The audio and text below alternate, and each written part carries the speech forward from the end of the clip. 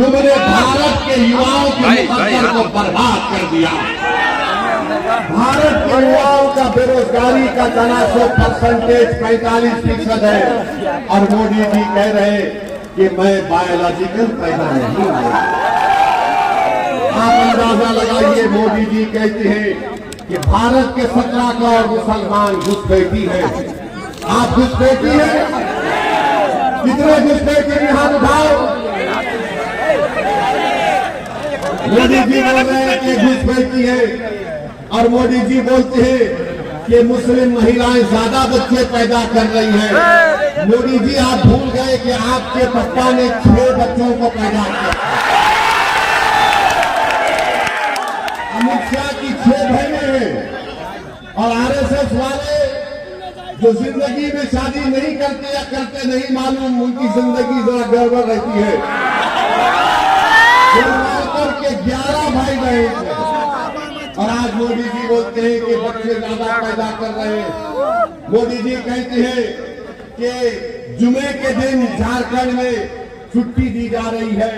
Sunday ईसाइयों का दिन है। अब क्या मुसलमान, हिंदू और ईसाई लड़ेंगे? मोदी जी, हमारी लड़ाई किसी से मत नहीं है, ना हिंदू भाइयों से है, ना ईसाइयों से है, ना किसी से है। हमारी लड़ाई तुम्हारी गंदी सोच से थी और है। हम नफरत को खत्म करना चाहते हैं, हम हिस्सेदारी चाहते हैं, हम इज्जत की जिंदगी गुजारना चाहते हैं। मेरे अजीज दोस्तों और बुजुर्गों, अब मोदी जी कह रहे हैं कि आरक्षण मुसलमानों का छीन लिया जाएगा। मोदी जी, क्या आप नहीं जानते कि जिस तेली समाज से आप आते हैं उसी तेली समाज को गुजरात में मुसलमान जो है आरक्षण मिलता है। मेरे भाई, आप ये भी जानते हैं कि मोदी जी मंगल पांडे की बात तो करते हैं कि पूर्वांचल का बेटा था, मगर मोदी जी पूर्वांचल का बेटा मुख्तार अंसारी भी है।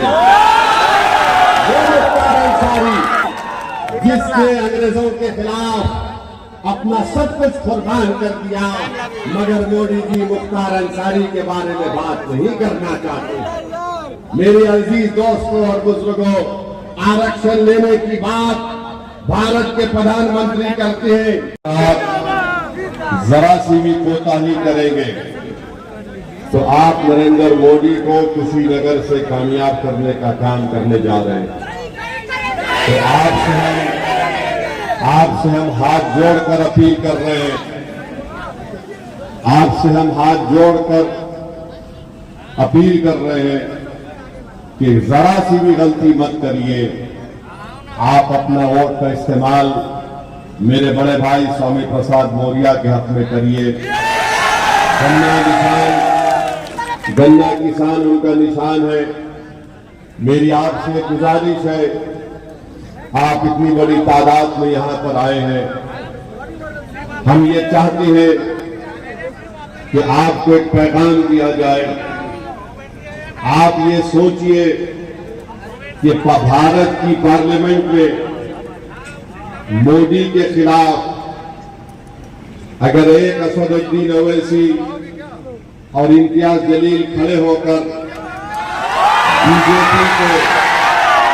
बीजेपी और मोदी के 303 एमपीज के नाक में दम मिलकर मुत्तहिद हो जाए, चाहे पिछड़ा समाज हो, दलित समाज हो, मुस्लिम समाज हो, अगर आप मिलकर पहली तारीख को अपने के कोर्ट का इस्तेमाल स्वामी प्रसाद मौर्य साहब के हक में करेंगे, हम आपको यकीन दिला रहे हैं कि भारत की पार्लियामेंट में स्वामी प्रसाद मौर्य हमारे बाजू बैठेंगे और हम आपकी हक की लड़ाई लड़ेंगे।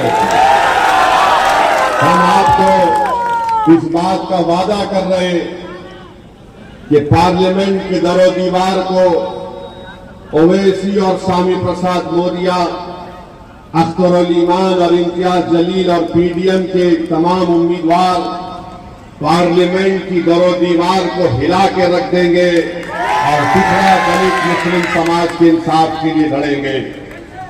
आप इस बात को जान लीजिए, इस बात को जान लीजिए कि अगर कुशीनगर से आरएसएस को कोई हरा सकता है हिंदुत्व की आइडियोलॉजी को कोई हरा सकता है तो ना समाजवादी का प्रत्याशी कर सकता है, ना कोई और कर सकता है।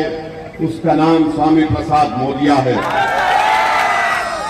मेरे अजीज दोस्तों और बुजुर्गों, गयूर नौजवान साथियों, आप जानते हैं कि कुशीनगर में 10 चीनी मिल थी, अब सिर्फ 5 बाकी हैं। उनका बकाया भी उनको नहीं दिया जाता। ये कौन इसकी आवाज उठाएगा?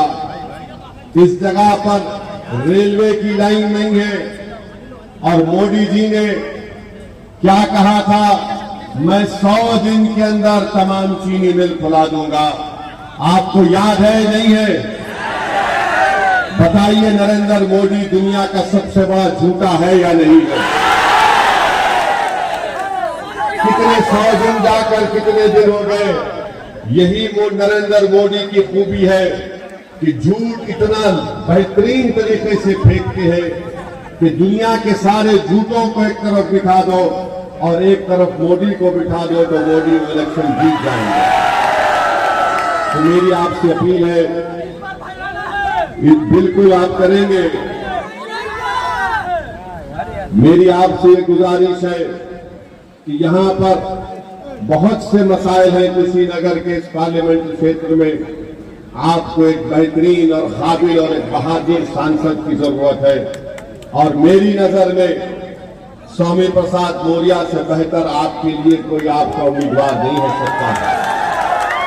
आप जान चुके हैं, आप जानते हैं कि हमारे भाई स्वामी प्रसाद मौर्य साहब ने विधान परिषद की मेंबरशिप से इस्तीफा देकर उन्होंने आपके दरमियान में आया है।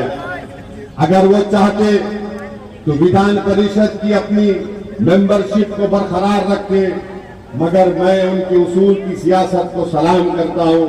कुशीनगर की जनता के दरमियान में, पडौना की जनता के दरमियान में, मेरे अजीज दोस्तों और बुजुर्गों, भारत की तारीख का ये बहुत ही, भाई साहब यहाँ पर जो लोग हैं थोड़ा खामोश बैठिए ना।